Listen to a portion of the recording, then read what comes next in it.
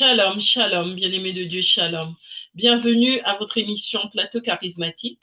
Ce soir, je reçois pour vous l'apôtre Samuel Kouassi qui vient nous parler de la prière pour l'évangélisation et nous sommes à la 69e édition de cette émission. Alors, bonsoir apôtre. Bonsoir, servant de Dieu, Rebecca Martin. Comment allez-vous? Eh bien, écoutez, je vais bien par la grâce de Dieu et vous-même. Oui, ça va, Dieu fait grâce. Amen, On amen, tient bon. amen. Eh bien, écoutez, nous allons prier pour nous mettre en communion avec l'Esprit de Dieu. Allons-y. Seigneur, nous te rendons grâce encore ce jour de permettre de distiller ta parole, que ton nom soit élevé, que ton nom soit glorifié, que ton nom, Seigneur, soit connu, On ne contrôle pas. Seigneur, par ceux que tu veux sauver, que Sauve-nous, ta Père. parole, Seigneur, soit connue pour ceux que tu veux conduire, tu veux éclairer. Que toute la gloire te revienne. Merci pour cette émission. Merci pour ma vie. Merci pour ta servante. Merci pour tous ceux-là qui prennent le temps de nous suivre. Nous prions que ta parole nous bénisse. Nous prions de permettre que nous grandissons, Seigneur, par ta parole. Je voudrais, par ta parole, que nous croissions dans la connaissance de Christ. Donc, dans la connaissance de ta parole, de ta volonté pour les élus. Merci, Seigneur. Amen. Amen. Amen, amen. Eh bien, écoutez, je vous laisse la parole, apôtre. Merci, servant de Dieu. Amen. Que Dieu bénisse les internautes, tous ceux qui nous suivent, le peuple de Dieu. Amen. La semaine passée, nous avions vu que Dieu utilise tous les anges pour travailler dans le but, travailler pour le but du salut, salut des âmes, pour travailler pour ceux qui doivent hériter le salut. Et nous avions vu l'exemple de Adam, que Dieu a choisi, Adam qui a trahi, Adam qui a désobéi. Donc Dieu va mobiliser donc les anges à travailler contre Adam parce que Adam n'avait plus la parole. Adam n'était plus dans la vérité. Adam n'avait plus la vérité. Adam ne marchait plus dans la vérité. Et donc Dieu va utiliser les anges à s'opposer à Adam. Alors, nous avons vu dans Genèse chapitre 3, le verset 22 jusqu'au verset 24, que l'Éternel Dieu va dire aux anges, empêchons Adam, puisqu'il a péché, et il a péché pour la connaissance du bien et du mal, empêchant Adam donc d'avancer sa main, de prendre de l'arbre de vie, d'en manger, de vivre éternellement. Et au verset 24 de Genèse chapitre 3, la parole de Dieu dit, Dieu va utiliser des chérubins, qui sont des anges, pour garder le chemin de l'arbre de vie, pour ne pas que Adam donc s'avance sur ce chemin. Et donc, Adam a perdu le salut.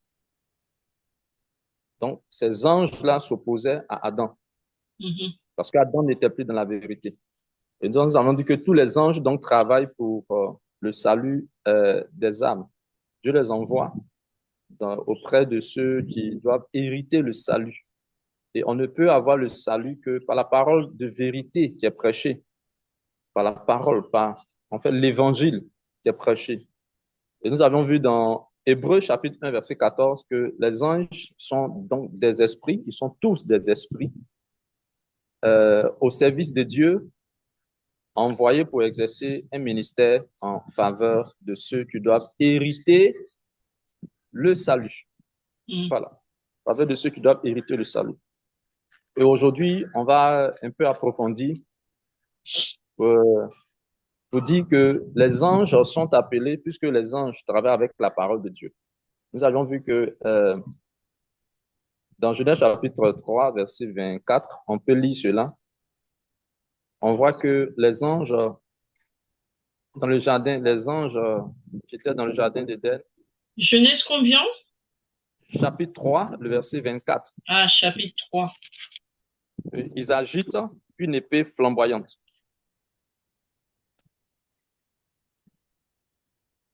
Verset combien? Verset 24. 24. Alors, je lis la parole de Dieu. Après avoir chassé Adam, il posta à l'est du jardin d'Éden les chérubins qui agitent une épée flamboyante pour garder le chemin de l'arbre de vie. Amen. Voilà, donc les anges avaient ce qu'on appelle l'épée, une épée, l'épée flamboyante. Mhm. Alors, c'est quoi l'épée? En fait, l'épée, c'est la parole de Dieu, la parole que l'Éternel, la parole que Dieu a donnée, la recommandation, voilà, la recommandation que Dieu, que l'Éternel a donnée aux anges.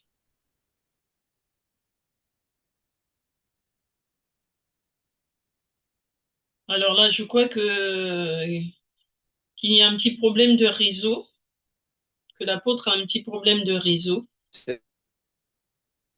Nous allons patienter un petit peu.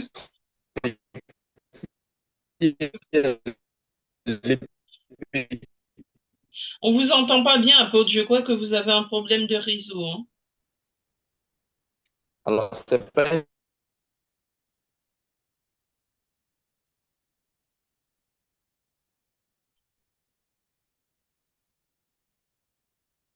Allô, allô. Donc, je pense que l'apôtre a un petit problème de réseau. Nous étions sur...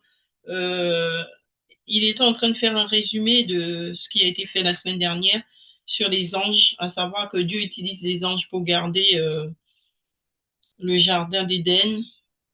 Est-ce que Donc, vous me recevez?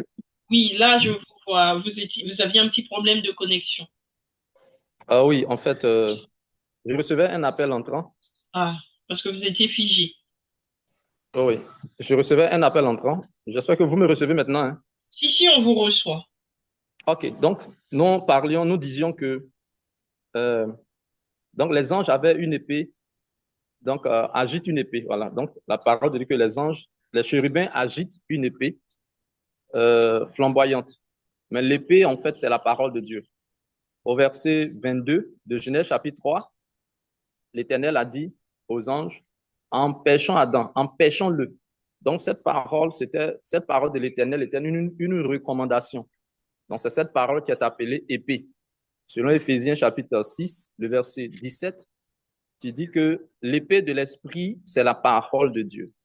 L'épée de l'esprit, c'est la parole de Dieu. Donc c'est la parole de Dieu qui est symbolisée par l'épée.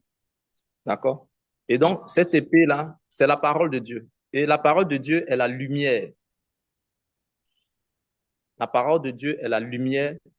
C'est pourquoi les anges sont appelés anges de lumière.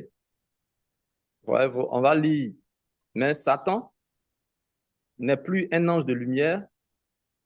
Satan est un ange de ténèbres. Quand on parle de ténèbres, ça dit que ce qui n'est pas la parole de Dieu. Voilà, c'est la parole de Dieu qui est la lumière. Mais voyons d'abord Jacques chapitre 1, verset 17. Jacques chapitre 1, verset 17. Que Dieu est appelé le Père des Lumières. Jacques chapitre 1, verset 17. Alors, Jacques chapitre 1, verset 10. Dès que je change ma Bible, apôtre, parce qu'elle est tellement abîmée que j'ai du mal Ah, à d'accord. tourner les pages. À force Ok. de l'utiliser, De l'utiliser, c'est ça? voilà, Ok. ça s'est abîmé et c'est compliqué de tourner les pages. Alors, vous m'avez dit Jacques combien? Chapitre 1, le verset 17. Alors, je lis la parole de Dieu. 17.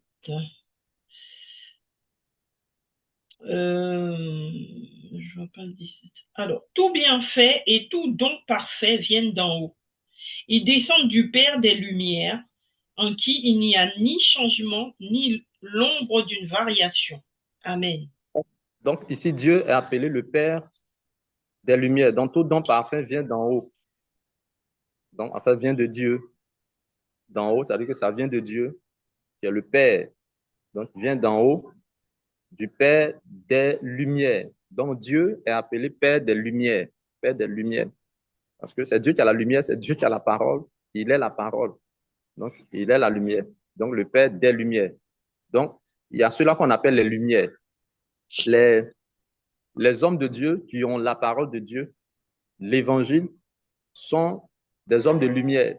Mhm. Les anges aussi, qui travaillent avec Dieu, puisque Dieu leur donne la parole, ils ont la connaissance de la parole, ils obéissent à Dieu et ils obéissent aux recommandations de Dieu. Et ce que Dieu dit, c'est la lumière. Donc, les anges aussi sont appelés anges de lumière. Maintenant, Satan qui n'est plus avec Dieu, qui s'est opposé à Dieu, lui, il n'est plus un ange de lumière, mais la parole de Dieu dit, il se déguise en ange de Oui. lumière. Voyons cela dans 2 Corinthiens chapitre 11, le verset 14. 2 Corinthiens chapitre 11, verset 14. 2 Corinthiens, le chapitre 11, le verset 14. Alors, 2 Corinthiens 11, 14. 2 Corinthiens 11, verset 14. Je prends un petit peu de temps. 2 Corinthiens 11. Il était trop loin. 2 Corinthiens 11, verset 14. Alors, je lis la parole de Dieu. Et ce n'est pas étonnant, puisque Satan lui-même se déguise en ange de lumière. Amen. Voilà. Donc, Satan, Satan n'obéit pas. Bon, quand je dis, Satan n'obéit pas à Dieu, je vais dire, dans le cadre du salut des âmes, donc du salut des âmes, mais Satan travaille pour la perdition des âmes. Donc, Satan ne travaille plus pour la lumière, pour la parole de Dieu. Tu vois, il ne travaille plus pour la parole de Dieu. Donc, il n'est pas un ange de lumière, mais il se déguise. Parce que la parole de Dieu dit que Satan lui-même se déguise en ange de lumière, ça veut dire qu'il n'est pas. Parce que ce en quoi on se déguise, ça veut dire qu'on n'est pas en réalité cette Mhm. chose-là, ou bien on n'a pas en réalité cette identité. Donc, le déguisement ne montre pas, ne donne pas notre vraie identité, mais montre une identité, voilà, qui n'est pas, je veux dire, la sienne. Mhm. Voilà, voilà, qui n'est pas la sienne. Voilà. Donc, il se déguise en ange de lumière. Donc, il n'est pas un ange de lumière. Donc, il est un ange de ténèbres.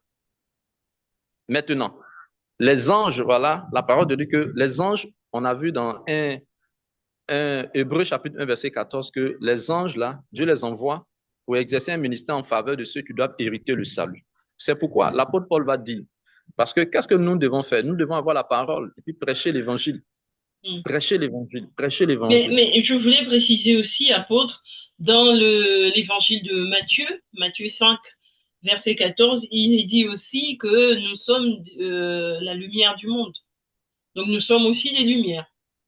Oui, c'est ce que je disais tout à l'heure, que Mm, les hommes de Dieu, quand je dis hommes de Dieu, ça dit tout le peuple de Dieu, mm, tout ce que Dieu a choisi, doivent être la lumière. Donc, on doit étudier la parole. Mais en fait, c'est pas parce que le Dieu aussi nous a choisi que nous sommes la lumière. Dieu nous a choisi, oui, mais nous devons étudier la parole, nous devons méditer la parole pour la comprendre, pour la maîtriser et la prêcher. C'est dès ce moment que nous sommes lumière.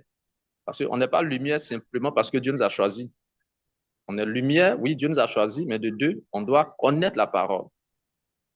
Puisque pourquoi Dieu dirait par Osée chapitre 4, verset 6, mon peuple est détruit par quoi? Par faute de ignorance, mm, manque de connaissance. Mais la connaissance de quoi? La connaissance de sa parole. mm, C'est le peuple de Dieu. Maintenant, si le peuple est ignorant de la parole de Dieu, ça veut dire qu'il n'y a pas de lumière. mm. Comme il n'y a pas de lumière, mais ils sont le peuple de Dieu, ils sont le choix de Dieu. Ce sont des lampes éteintes, quoi. Exactement, des lampes éteintes. En cela, la lampe éteinte ne joue pas son rôle. Elle ne joue pas son rôle. Donc, on Mhm. ne peut pas l'appeler lumière. Non, on ne peut pas l'appeler lumière. En tout cas, merci pour le mot prêté. Effectivement, c'est cela. Une lampe éteinte. Voilà, une lampe éteinte. Voilà. Donc, on doit être des lampes allumées. Si vous voyez, des lampes allumées. Et pour que soit allumé, il faut qu'on ait la connaissance de la parole. Il faut qu'on maîtrise la parole. Il faut qu'on étudie la parole. Et maintenant, effectivement, c'est pourquoi je disais que les hommes de Dieu qui ont la parole de Dieu, la vérité de la parole de Dieu, sont appelés des lumières. C'est pourquoi Jésus donc a dit, vous êtes, donc à ses disciples, vous êtes la lumière du monde. Puisque Jésus, dans Jean chapitre 15, verset 3, Jésus leur a dit, pour vous, vous êtes déjà pu à cause de la parole que je vous ai annoncée. Donc Jésus a enseigné, Jésus a éduqué. Donc les disciples, avec la parole, ils ont enseigné. Donc ils étaient à la lumière parce qu'ils avaient la parole, ils avaient la connaissance de la parole. Maintenant, voyons. Les anges, donc, comme je l'ai dit, eux, ils travaillent, ils sont mobilisés par Dieu à travailler pour le salut des âmes, à opérer auprès de ceux qui doivent hériter le salut. Donc, je disais, si nous ne travaillons pas pour l'évangile, le salut des âmes, les anges vont s'opposer à nous. Les anges ne vont pas travailler avec nous. Les anges de Dieu vont être contre nous. Voyez-vous? Ils vont être contre nous. Et en cela, c'est les démons qui vont être avec nous, c'est les démons qui vont nous dominer. Voilà. Alors, voyons dans Galates chapitre 1, verset, ce que l'apôtre Paul disait. Galates chapitre 1, verset 8. Galates chapitre 1, verset 8. Galates chapitre 1, verset 8.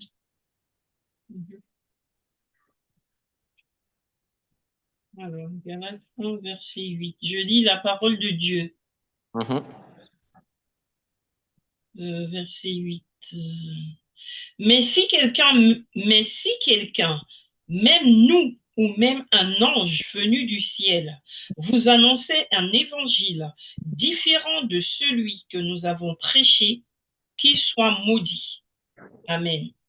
Ok, donc ici, l'apôtre Paul fait comprendre que c'est l'évangile que nous devons prêcher. C'est l'évangile que nous devons prêcher. C'est l'évangile que nous devons prêcher.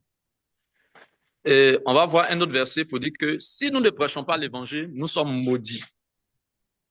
Et si nous ne prêchons pas l'évangile, que nous prêchons un autre évangile, nous sommes aussi maudits.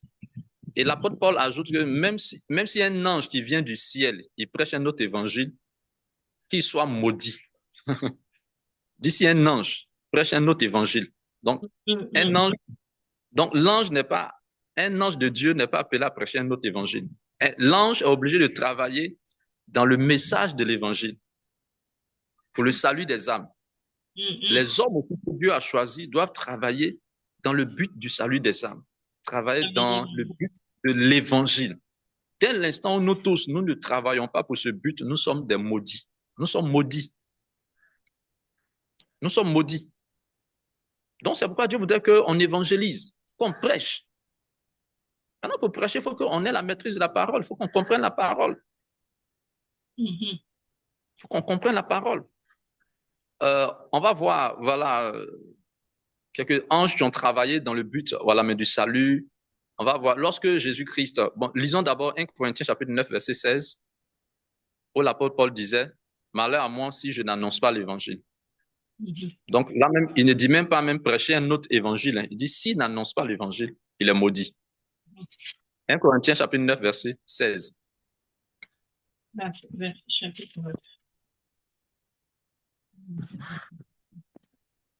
Alors, je lis la parole de Dieu. Si j'annonce l'évangile, il n'y a pour moi aucun sujet de fierté, car c'est une nécessité qui m'est imposée, et malheur à moi si je n'annonce pas l'évangile. Amen. Voilà, donc la parole dit, en fait, par ce verset, on peut dire, quand on n'annonce pas l'évangile, on ne prêche pas, on est maudit. Ça, c'est 1 Corinthiens chapitre 9, verset 16. Maintenant, Galates chapitre 1, verset 8 dit que si on annonce un autre évangile, qu'on soit un ange, que ce soit un ange, que ce soit un homme, on est aussi maudit. Donc, on est aussi maudit. Donc, parce que lui, Dieu, il choisit les gens, le but, c'est de donner la vie éternelle aux hommes. Non, ce n'est pas des richesses d'abord, non, c'est d'abord pas cela, mais la vie éternelle, sa parole. Donc, si nous ne travaillons pas pour ce but, donc ça, c'est un message qui s'adresse à toute l'Église, à tout le corps du Christ, tout le peuple de Dieu, tous les serviteurs de Dieu. Si nous ne sommes pas en train de travailler pour le salut des âmes, si notre motivation n'est pas pure, il y a problème. Il y a problème. Si notre motivation n'est pas pure, cela va se faire savoir, comme Jésus l'a dit, les faux prophètes, donc les faux serviteurs de Dieu, on va les reconnaître à leurs fruits. Amen, amen. À leurs fruits, on les reconnaîtra. Donc, les faux prophètes ou les faux serviteurs ne vont pas travailler pour le but du salut. Non, ils ne vont pas travailler pour le but du salut des âmes. Donc, les uns vont s'opposer à eux, ça veut dire qu'ils vont opérer avec les démons, avec les esprits. Et on va terminer, on va lire deux passages. Lorsque Parce que voilà, dans l'évangile, il faut prêcher, il faut parler de Jésus-Christ qui est mort, son sang est versé pour le pardon des péchés des hommes. Mort, enterré, ressuscité, 3 jours après sa mort, parler de son retour, faire comprendre que c'est lui qui sauve des péchés. En fait, c'est cela, prêcher l'évangile. Amen. Amen. Et commencer donc, parlant de la loi de Moïse, que c'est de lui que donc la loi de Moïse parlait. Mais bon, en bref, donc en clair parler, donc prêcher l'évangile, la prédication de la croix, la mort de Jésus. Alors, on va avoir 2 exemples. Actes chapitre 1, verset 10 à 11, lorsque Jésus il est mort, il est ressuscité, il est monté aux cieux, il y a 2 anges qui vont apparaître aux apôtres et ils vont leur dire ceci. C'est-à-dire que les anges, Dieu les envoie auprès de ceux qui doivent hériter le salut pour leur donner souvent des informations ou des informations qui sont souvent soit des confirmations sur la parole de Dieu, sur ce que Dieu a déjà dit, sur ce qui est écrit dans la parole de Dieu, sur ce qui est mentionné dans la parole de Dieu, sur ce que Dieu a dit. Donc, les anges souvent viennent confirmer. Vous voyez? Donc, Actes chapitre 1, verset 10 au verset 11, où il y a 2 anges qui sont venus dire que ce Jésus qui est monté au ciel, il va revenir de la même manière que vous l'avez vu allant au ciel. 10 au verset 11. Alors, je lis la parole de Dieu. Et comme ils avaient les regards fixés vers le ciel pendant qu'ils s'en allaient, 2 hommes habillés de blanc leur apparurent et dirent, Hommes de Galilée, pourquoi restez-vous à regarder le ciel? Ce Jésus qui a été enlevé au ciel du milieu de vous reviendra de la même manière que vous l'avez vu aller au ciel. Amen. Voilà, donc, ces 2 hommes vêtus de blanc, en fait, ce sont 2 anges qui sont apparus donc, aux disciples pour leur confirmer, puisque Jésus donc, avait dit qu'il allait revenir. Jean chapitre 14, donc verset 3, verset 3, où Jésus a parlé voilà, a dit qu'il allait revenir. Donc, revenir afin que pour lui, il sera, ses disciples aussi soient là. Voilà. Donc, ici, les 2 anges vont confirmer pour dire que Jésus, donc, qui a été enlevé du milieu d'eux là, va revenir de la même manière qu'ils l'ont vu allant au ciel. Donc, les anges là, ils travaillent dans le but du salut. Auprès de qui? Des gens qui étaient là, des disciples, des gens qui doivent hériter le salut. Donc, si ceux-là, peut-être on leur avait prêché un faux évangile pour dire que Jésus ne va pas revenir et tout cela, mais les anges là sont venus leur donner un message. Donc, c'est en ce message-là qu'ils doivent croire. Parce que les uns ne travaillent pas pour la perdition, non, mais pour le salut. Pour le salut des âmes, pour ceux qui doivent hériter le salut. Amen. Donc, ils sont venus confirmer quelque chose concernant l'évangile. Que Jésus qui est mort là, qui a été enlevé du milieu de vous, il va revenir. De la même manière. Voyons Matthieu chapitre 28. Matthieu chapitre 28. Le verset 5. Verset 5 au verset 8. Alors, Matthieu 28, verset 5 au verset 8. Je dis la parole de Dieu. Mais l'ange prit la parole et dit aux femmes, Quant à vous, n'ayez pas peur, car je sais que vous cherchez Jésus, celui qui a été crucifié. Il n'est pas ici, car il est ressuscité, comme il l'avait dit. Venez voir l'endroit où le Seigneur était couché, et allez vite dire à ses disciples qu'il est ressuscité. Il vous précède en Galilée. Voilà. Là que vous le verrez. Voici, je vous l'ai dit. Amen. Voilà, donc, voici l'ange qui parle aux femmes qui étaient parties au tombeau voir le corps, embaumer le corps de Jésus le 3e jour. Et Jésus était ressuscité. Donc, l'ange leur dit, mais vous, je sais que vous cherchez Jésus. Vous n'avez pas peur. Je sais que vous cherchez Jésus. Donc, il a été crucifié. Mais il est ressuscité. Donc, il n'est plus ici. Venez puis voyez. Donc, l'ange vient confirmer. Donc, c'est des choses que Jésus avait dit aux disciples. Que 3 jours après ma mort, je vais ressusciter. Détruisez ce temple et en 3 jours, je le relèverai. Donc, l'ange vient confirmer. Bon, si c'est un ange qui vient dire, ah, celui qui est mort là, il n'est pas ressuscité, hein, c'est que c'est pas un ange, c'est que c'est un démon. C'est un ange. Il vient confirmer. Donc, il travaille. Donc, tout ça, c'est l'évangile. Donc, il ne travaillait pas contre l'évangile. Il travaillait dans le cadre de l'évangile pour le salut de ceux qui doivent hériter le salut, ceux qui doivent être sauvés. Donc, il vient confirmer. Jésus qui est mort là, il est ressuscité, il n'est plus ici. Venez voir le lieu où il était. Mais maintenant, allez. Donc, il est ressuscité comme il l'avait dit. C'est ce que Jésus a dit. Il est ressuscité comme il l'avait dit. Donc, ça, c'est un ange qui atteste, qui témoigne. Amen. Amen. Qui témoigne. Mais dès l'instant où quelqu'un ne croit pas en la résurrection de Jésus, ne croit pas que Jésus est ressuscité, donc il va contre l'évangile. Donc, s'il n'a pas la parole, peut-être pas ignorant, il n'a pas la parole. Bon, voyez-vous, comment est-ce que les uns vont travailler avec lui? Non, les uns vont s'opposer à lui. Les uns vont s'opposer. Et l'ange a dit clairement aux femmes, pour vous, je sais que vous cherchez Jésus. Donc, les anges, là, ils savent qui sont ceux qui travaillent pour le salut des âmes. Quand ils regardent les serviteurs, qui sont ceux qui travaillent pour le salut des âmes? Qui sont ceux qui travaillent, c'est-à-dire que dans le cadre de l'évangile? Mais si ce n'est pas le cas, comment est-ce qu'ils vont venir nous secourir de la part de Dieu? Non, ils ne viendront pas travailler auprès de nous. Ils ne viendront pas travailler pour nous. Dans nos luttes, dans nos batailles, puisque cette œuvre pour le salut des âmes, là, c'est une histoire de guerre, comme l'apôtre Paul le disait. On est en guerre contre le royaume de Satan. Donc, c'est des démons, Satan lui-même et son organisation. Comment est-ce que nous pourrons vaincre si on n'a pas l'évangile? Si on ne prêche pas l'évangile? Alors, c'est quoi le but de l'œuvre de Dieu? C'est quoi le but du Seigneur à travers ses serviteurs?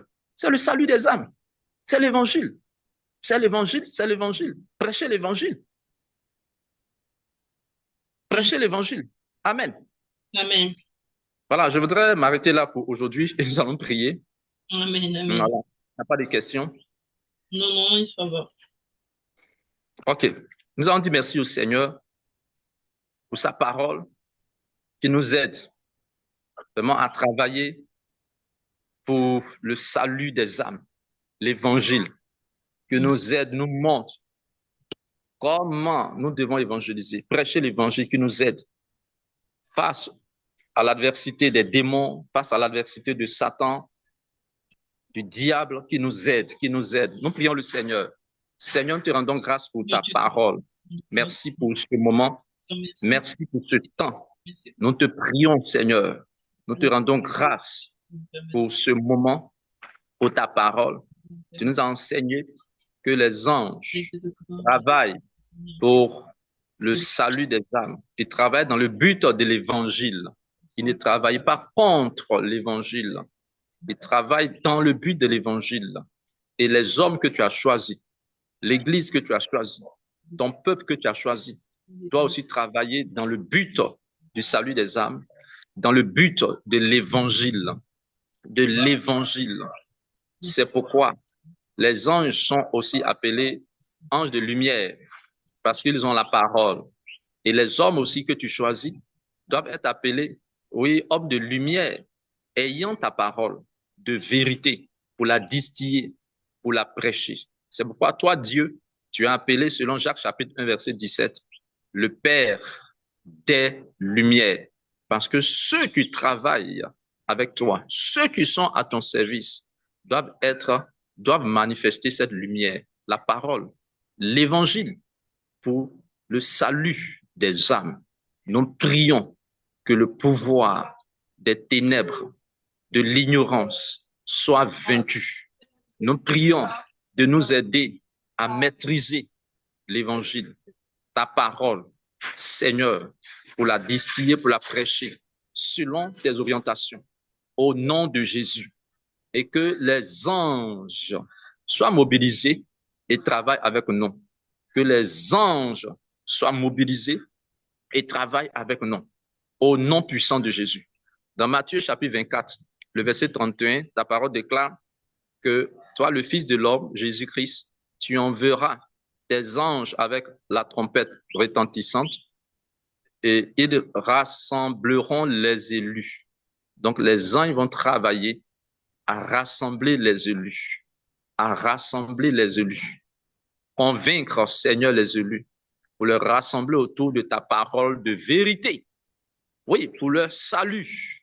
Nous prions, Seigneur, que ta volonté s'accomplisse. Et elle s'accomplira certainement, parce que c'est ta parole.